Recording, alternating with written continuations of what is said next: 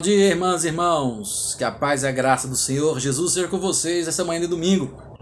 Mais uma vez nos reunimos em nossa escola bíblica dominical, ainda de modo remoto, de modo virtual, para partilharmos a palavra de Deus, estudarmos um pouco a palavra de Deus.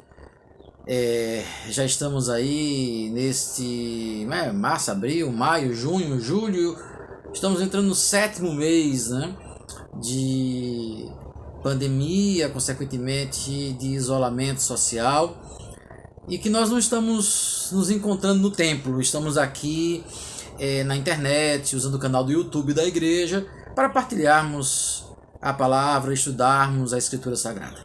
Então, mais uma vez, nós vamos estudar a palavra de forma virtual, de forma remota. Ok? Nós hoje vamos estudar um pouquinho sobre a relação entre fé e obras, baseada na carta do apóstolo Tiago, tá certo? Então nós vamos ouvir um louvor, na volta nós oramos e na sequência iniciamos o nosso estudo. Louvemos ao nosso Deus. Eu pensei que podia viver por mim mesmo. Eu pensei que as coisas do mundo não iriam me derrubar. O orgulho tomou conta do meu ser. O pecado devastou o meu viver. Fui-me embora, disse ao Pai, dá-me o que é meu. Da minha parte que me cabe na herança. Fui pro mundo, gastei tudo, me restou só o pecado. Hoje eu sei que nada é meu, tudo é do Pai. Tudo é do Pai, toda honra e toda glória. É dele a vitória alcançada em minha vida. Tudo é do Pai, se sou fraco ou pecador, bem mais forte é o meu Senhor, que me cura por amor. Eu pensei que podia viver por mim mesmo. Eu pensei que as coisas do mundo não viriam me derrubar. O orgulho tomou conta do meu ser. E o pecado devastou o meu viver. Fui-me embora, disse ao Pai, dá-me o que é meu. Da minha parte que me cabe na herança. Fui pro mundo, gastei tudo, me restou só o pecado. Hoje eu sei que nada é meu, tudo é do Pai. Tudo é do Pai, toda honra e toda glória. É dele a vitória alcançada em minha vida. Tudo é do Pai, se sou fraco ou pecador, bem mais forte é o meu Senhor, que me cura por amor. Tudo é do Pai, toda honra e toda glória. É dele a vitória alcançada em minha vida. Tudo é do Pai, se sou fraco ou pecador, bem mais forte é o meu Senhor, que me cura por amor. Amém. Vamos orar. Pai Santo, Pai Bendito, nós te agradecemos pela manhã desse domingo, te agradecemos pela oportunidade que temos mais uma vez de estudarmos a Santa Palavra e compreendermos o que tens para nós nessa hora. Em nome de Jesus, fala aos nossos corações, nos dá compreensão da Tua Palavra e do Teu querer para as nossas vidas. Em nome de Jesus, nós te oramos. Amém. Amém, irmãs e irmãos. Eu vou convidar os irmãos a abrirem a Palavra de Deus na carta de Paulo a Tiago, e nós vamos ler do versículo 14, capítulo 2, capítulo 2, versículos 14 até o versículo 26. Tiago 2, 14 a 26. Eu leio para vocês, e assim diz a palavra do Senhor. De que adianta, meus irmãos, alguém dizer que tem fé se não tem obras? Acaso a fé pode salvá-lo? Se um irmão ou irmã estiver necessitado de roupas e do alimento de cada dia, e vocês lhes disser, vá em paz, aqueça-se e alimente-se, até satisfazer-se, sem porém lhe dar nada, de que adianta isso? Assim também a fé, por si só, se não for acompanhada de obras, está morta. Mas alguém dirá, se você tem fé, eu tenho obras. Mostre-me a sua fé sem obras, eu lhe mostrarei a minha fé pelas obras. Você crê que existe um só Deus? Muito bem. Até mesmo os demônios creem e tremem. Insensato. Quer certificar-se de que a fé sem obras é inútil? Não foi Abraão, nosso antepassado, justificado por obras, quando ofereceu seu filho Isaque sobre o altar? Você pode ver que tanto a fé como as suas obras estavam atuando juntas, e a fé foi aperfeiçoada pelas obras. Cumpriu-se assim a Escritura, que diz, Abraão creu em Deus, e isso lhe foi acreditado como justiça. E ele foi chamado amigo de Deus. Vejam que uma pessoa é justificada por obras e não apenas pela fé. Caso semelhante ao de Raabe, a prostituta. Não foi ela justificada pelas obras quando acolheu os espias e os fez sair por outro caminho? Assim como o corpo sem espírito está morto, também a fé sem obras está morta. Pois bem, irmãos e irmãs, esse é um texto que nós conhecemos e conhecemos bem. É um texto polêmico, sim, porque vai de alguma forma colocar o apóstolo Tiago não numa contradição, mas numa aparente contradição com o apóstolo Paulo em Romanos, quando Romanos aponta a ideia da justificação pela fé. O próprio Lutero, quando conta-se que ele não aceitava muito bem essa relação com o livro de Tiago, devido a essa expressão, a fé sem obras, ela é morta. Então eu quero pensar com vocês sobre a fé, a ação da fé, ou uma fé em ação. Então, estou usando para isso, como base da nossa lição de hoje, uma lição da revista Em Marcha, é uma revista de escola dominical da Igreja Metodista, e também um estudo de uma outra revista, da Revista da Cultura Cristã, publicada com a mesma temática. Então a gente está fazendo usando esses dois textos como referência para a nossa lição dessa manhã. Então vamos pensar na ideia da fé e das obras, essa relação. Wesley, fundador do metodismo, ele chega a questionar o uso da fé sem a demonstração da fé a partir da prática, do exercício da fé demonstrado nas obras. Nas palavras de Wesley, não há santidade que não seja santidade social.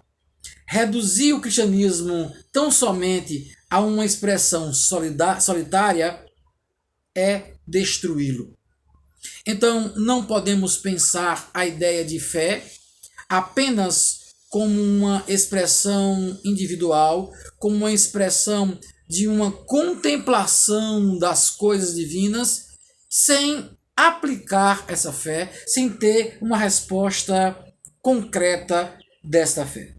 O texto sagrado, texto de Tiago é uma carta escrita para uma carta universal para as igrejas que estavam já em dispersão, a igreja havia se dispersado, os judeus cristãos já tinham se saído de Jerusalém, né, após o ano 70 da era cristã. Então era uma carta para dizer, olha, vocês estão no mundo, e no mundo que vocês estão é preciso com que o exercício da fé seja algo real, seja algo concreto.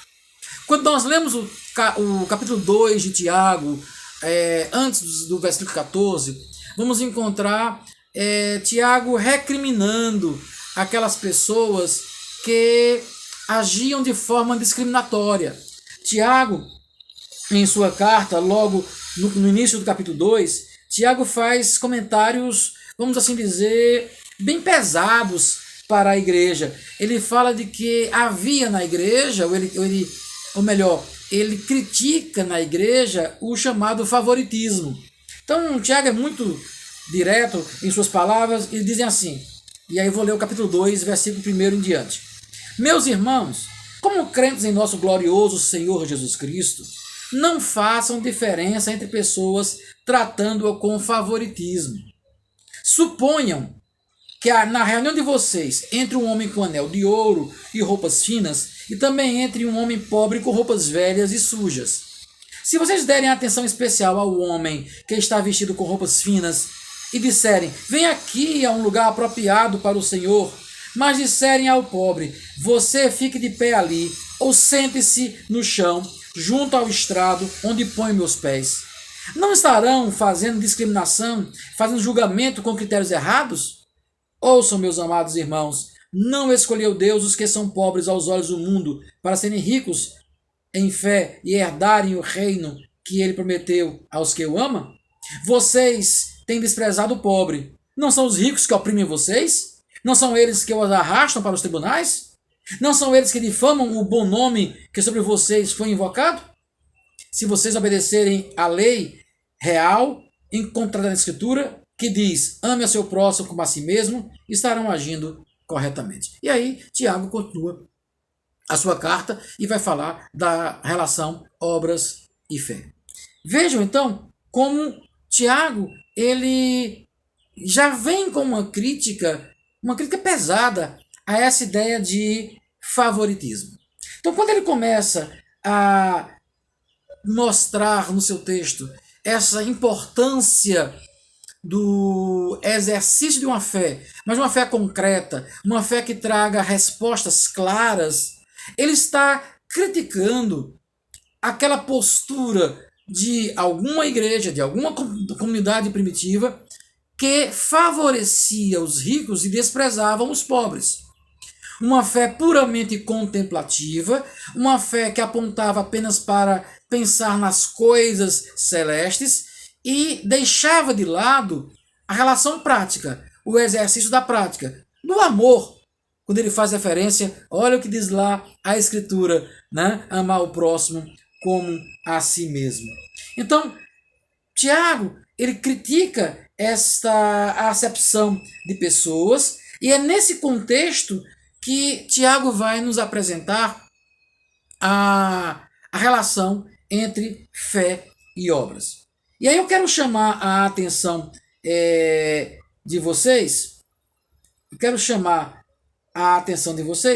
exatamente para esta posição de Tiago. Não é uma posição oposta à de Paulo. Paulo nos apresenta a justificação pela fé, ou melhor, nós nos tornamos justos, Deus nos declara justo, né? Não há um justo, nenhum justo sequer, mas Deus em Cristo nos declara justo pela fé, e a fé não é humana, não é dom humano, é dom de Deus, é Deus que nos dá a fé. Paulo diz isso lá em Efésios capítulo 2, a fé é dom de Deus. A fé não vem de obras, então a minha fé, a minha relação com Deus não é devida à minha obra, é devida à própria ação de Deus em minha vida. E essa ação de Deus na minha vida, que é a fé, uma fé para a salvação, a fé que me leva a me tornar salvo em Cristo Jesus, essa fé produz algo. E produz o quê? Obras. Essas obras aqui estão diretamente relacionadas à prática cristã. Então não é a prática cristã, segundo Paulo, que vai me levar à relação com Deus. Mas é a minha relação com Deus que me leva a ao exercício dessa prática cristã, uma prática que cuida de pessoas. É a mesma coisa que Tiago está falando. Então, Tiago está dizendo, olha, vocês que são crentes, que dão privilégio aos ricos e esquecem os pobres, que fé é essa? Porque a relação com Deus, a relação com o Senhor eterno, leva você a cuidar de pessoas. A fé, que é dom de Deus, coloca você necessariamente a serviço do outro. Daí, a fé sem as obras ela é morta. Porque a fé, que é dom de Deus, ela é manifesta no serviço ao outro. É esta a relação que Tiago está fazendo. Então, ele vai nos mostrar que é preciso com que nós, enquanto igreja, tenhamos atitudes que demonstrem que a nossa fé ela é real. Que nós, enquanto cristãos, tenhamos atitudes que demonstrem que a nossa fé ela é real. Então, não dá para a igreja, enquanto igreja, ser indiferente aos irmãos necessitados. Então, quando nós lemos em Tiago 2, a primeira parte, vocês vão, 2,14, né, 15, no capítulo 15, versículo 15, é assim, você vai dispensar alguém, vai em paz, vou orar por você. Não, não dá para ser indiferente. Não dá para tratar as pessoas com indiferença. É preciso compreender que a minha relação com o Senhor eterno, fé, e fé é dom de Deus, me coloca numa condição de perceber o outro não com olhar comum, não com olhar de exploração, não com olhar de condenação, porque isso, nós lemos aqui em Tiago, no início de Tiago 2, isso os ricos fazem. Não são eles que oprimem vocês, não são os ricos que levam vocês a tribunais, são os ricos que julgam, não são os ricos que excluem, que oprimem pessoas que não têm relação nenhuma com Deus. Porque vocês cristãos, homens e mulheres, que recebem esse dom de Deus, que é fé, que tem um encontro com Cristo Jesus, vocês não podem agir com indiferença. Todos são iguais. Todos precisam deste cuidado de Deus. E aí, nesta relação fé e obras, Tiago vai fazer uma pergunta retórica, que é: a fé sem obras, ela pode existir? Pode haver, de fato, prova sem obras? Ele usa esse recurso de oratória, para provocar e dizer: olha, existe fé sem obras? Me mostre sua fé, que eu vou mostrar as minhas obras. E as minhas obras, elas são fruto do meu exercício de fé. Uma fé contemplativa não nos leva a canto nenhum. Ou melhor, nos leva ao altar do próprio eu. A fé contemplativa valoriza o próprio ser humano.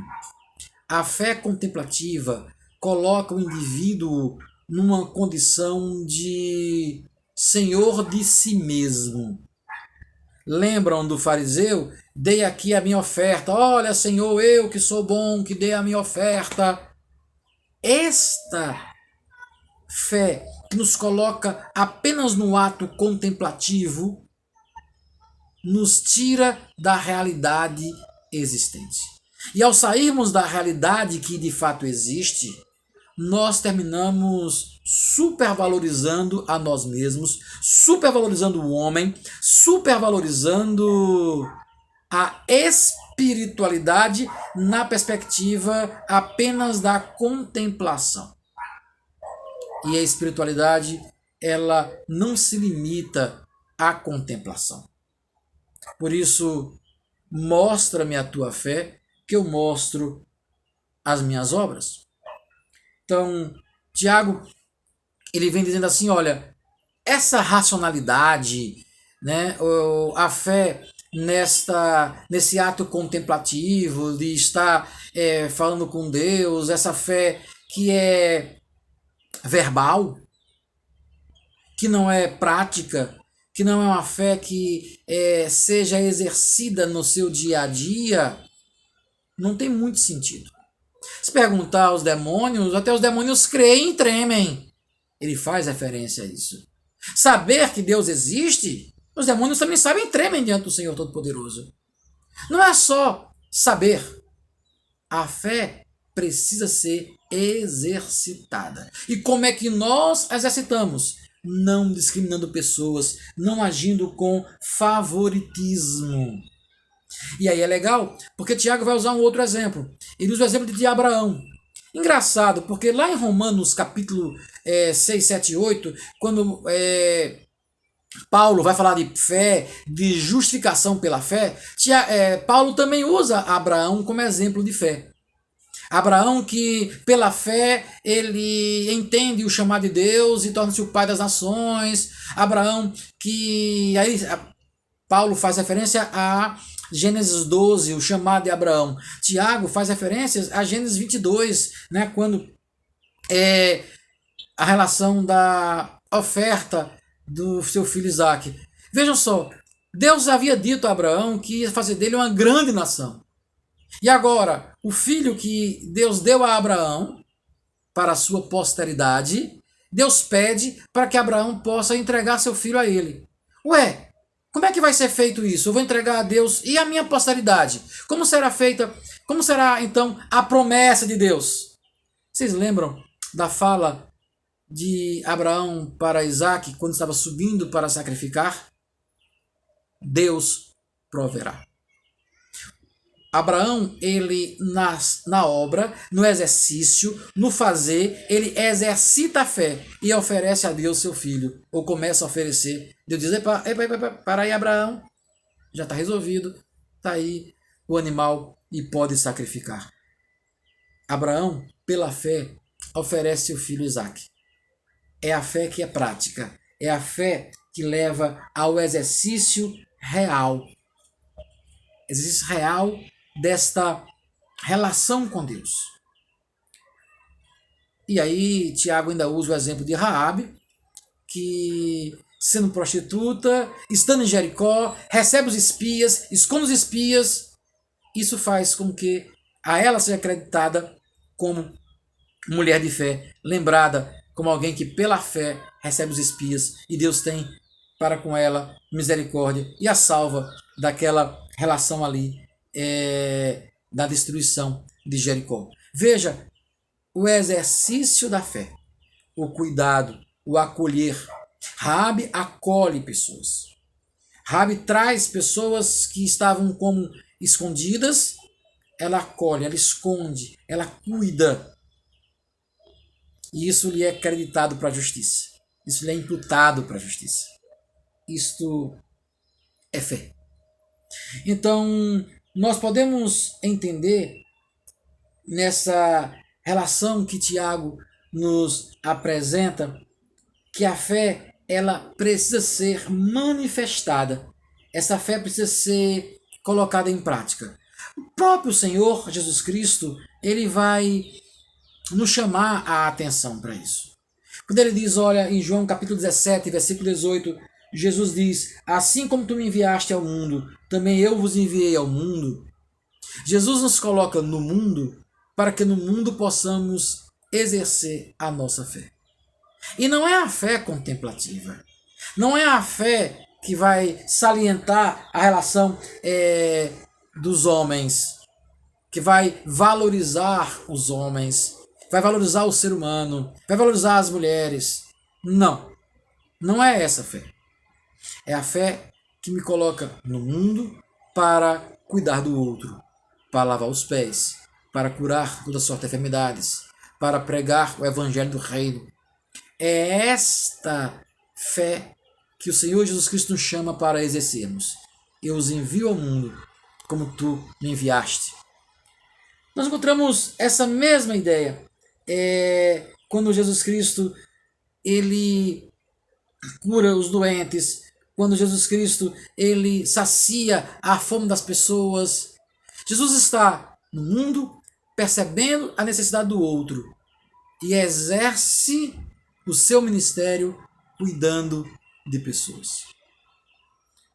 É esse exercício da fé que nós estamos chamando de obras, que Tiago vai chamar de obra. A fé, ela é demonstrada através de nossa ação enquanto cristãos, mulheres e homens. A fé cristã, e aqui eu vou ler parte do texto da lição da revista Em Marcha. A fé cristã, pelo seu caráter de amor e compromisso, impulsiona a pessoa para fora do espaço do tempo, para uma aproximação com outras pessoas. No entanto, essa fé precisa ser viva, operante, como diria Tiago.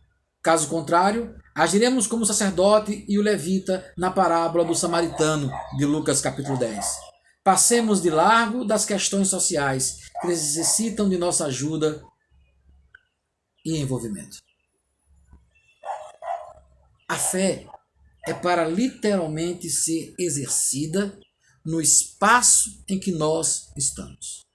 Deus nos colocou no tempo e no espaço para vivermos o nosso tempo no lugar em que estamos vivendo a nossa fé. Isso nos coloca na condição de não tratar pessoas com diferenciação, não haver privilégios para A nem para B, nem privilégios por serem homens, nem privilégios por serem ricos, nem privilégios por serem brancos, nem privilégios por serem europeus. Não. Ninguém deve ser tratado de forma diferenciada. Todos somos iguais e a igreja precisa entender que o lugar em que Deus a colocou é o lugar em que ela vai exercer o seu ministério, exercer a fé, colocar em prática a sua fé. A igreja não pode tratar de forma diferenciada as pessoas. A igreja precisa estar pronta para demonstrar esta fé no seu dia a dia, não dispensando as pessoas que chegam até ela precisando de ajuda. E aqui não é só a ajuda financeira. Tiago vai falar de ajuda financeira sim, da fome, do pobre, ele vai falar disso. Mas há muitas pessoas que chegam diante de nós com outras necessidades. Atenção, pessoas que chegam necessitadas de um ombro amigo, de um sorriso, de um abraço. São nessas coisas que nós demonstramos e exercitamos a nossa fé. Vamos fazer duas reflexões aqui. Enquanto indivíduos, se a nossa fé individual é apenas contemplativa, não existe essa prática da demonstração da prática da fé, como coloca a revista que eu estou usando, esse caráter de amor e compromisso. Até que ponto a minha fé, enquanto indivíduo, ela é contemplativa ou ela é prática? E aí a outra pergunta em relação à comunidade. Até que ponto nós, enquanto comunidade, nós não conseguimos sair do espaço em que estamos? Vivemos apenas o espaço, nesse caso, celebrativo, sem pensarmos na prática da fé que me coloca no exercício do cuidar do outro. Como comunidade, como Igreja Presbiteriana Unida do Salvador, nós temos uma história de cuidado, uma história de acolher pessoas, uma história de estar ao lado de pessoas, cuidando de pessoas, indivíduos e grupos vulneráveis. A nossa igreja tem essa história, que nós não percamos o fio da história. Continuemos exercitando a nossa fé enquanto igreja, enquanto comunidade. E que nós, indivíduos, possamos viver cada dia mais a prática dessa fé. Muitas vezes nós nos perdemos. Muitas vezes nos pegamos apenas na fé contemplativa. Esta fé, ela é morta, segundo Tiago. Ela precisa ser demonstrada. Não estou aqui afirmando que a celebração, que a contemplação não deva existir. Sim, é preciso que exista também, mas não é só ela. Não é só este momento contemplativo. É o momento também da prática, do exercício. Nós acolhemos pessoas, nós abraçamos, nós amamos, entendemos que estamos no mundo para servir as pessoas que chegam até nós, como indivíduos, enquanto comunidade. Tiago nos aponta para esta ideia da fé prática. E essa fé nos move em direção ao Senhor Todo-Poderoso.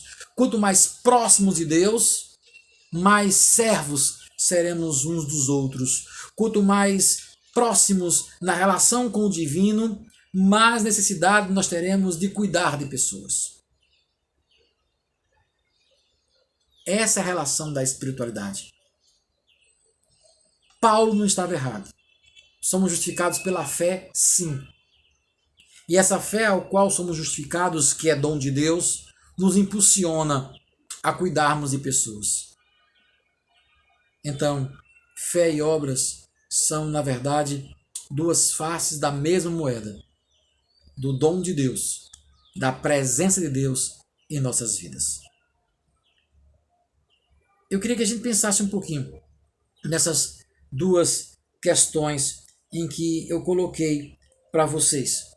Pudéssemos pensar, enumerar as nossas atividades enquanto igreja que já fizemos e que fazemos desse exercício prático da fé. Enumerar e pensar na minha prática individual se de fato eu tenho exercido esta prática da fé, que nós estamos aqui chamando de obras. Ou nós somos preconceituosos, discriminamos pessoas, desprezamos pessoas, valorizamos pessoas por aquilo que elas podem nos oferecer. Se fosse assim, nós nunca estaríamos aos pés do Senhor, porque nós não temos nada a oferecer para o Senhor e o Senhor nos recebeu como nós somos. Vamos pensar um pouquinho nisso? Tá certo? Vamos pensar um pouquinho. Queria orar com você? Vamos. Ó Pai bendito, Pai de amor, muito obrigado pela carta de Tiago, obrigado pelas lições que a Tua palavra nos dá e a importância de nós exercermos a fé na sua totalidade. Obrigado, ó Pai, pela manhã, por essa escola dominical, por mais um aprendizado que nós temos de Tua palavra. Se conosco, fala conosco cada dia, nos ensina mais e mais. Nós te oramos em nome de Jesus. Amém. Vamos ouvir mais um louvor? Daqui a pouco eu volto com os avisos.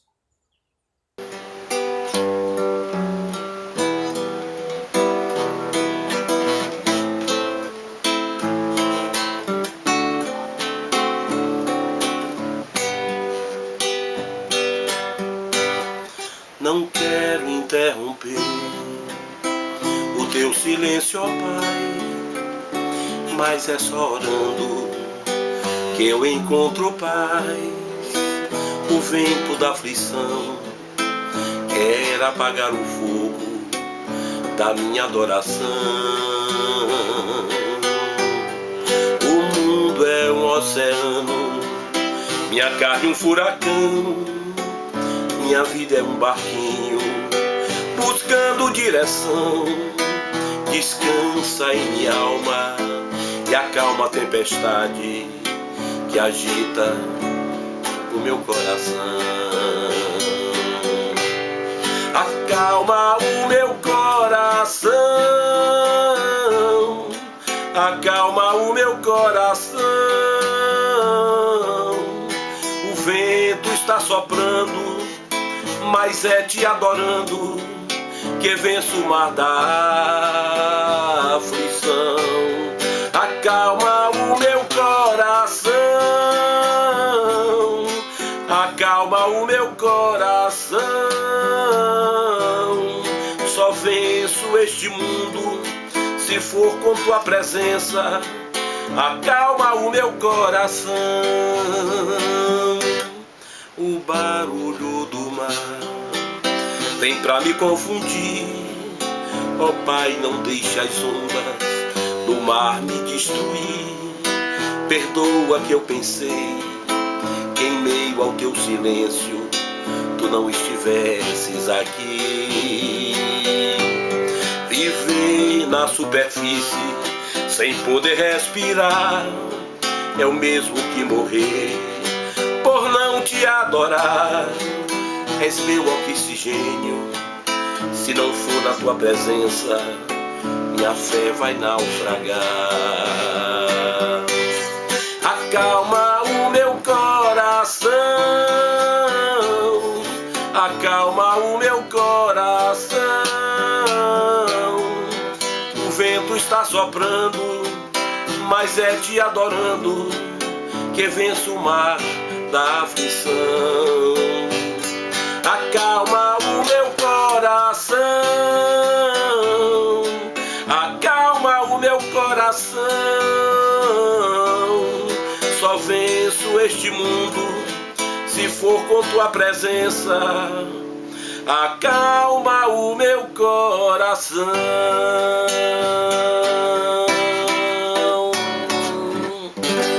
Amém.